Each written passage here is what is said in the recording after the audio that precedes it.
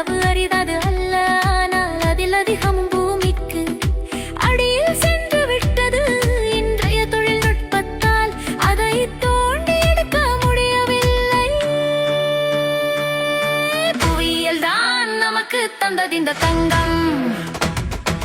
பூமிக்குள்ளே நடக்கும் அசைவுகளும் எரிமலை வெடிப்புகளும் கோடிக்கணக்கான வருடம் கடந்து மேலே கொண்டு வந்த தங்கம் இனி சுரங்கத்தில் எடுக்க கூடியது மிக குறைவாகவே உள்ளது. இது ஒரு மீண்டும் பயன்படுத்த முடியாத வளமாகும். போனால் போயிற்று.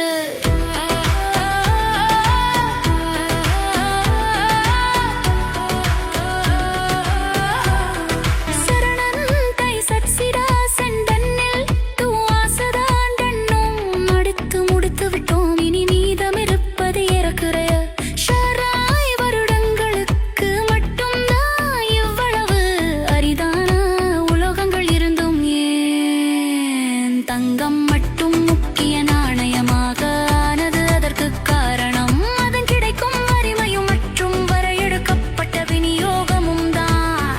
பாலம் அதன் நிலையான தன்மையும் நீடித்து நிற்கும் தன்மையும் துருப்பிடிக்காது கெட்டு போகாது என்றும் நிலைத்திருக்கும் மென்மையானது.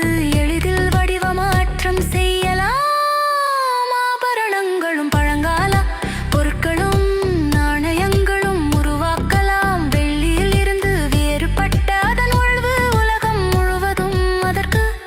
அங்கீகாரத்தை கொடுத்தது.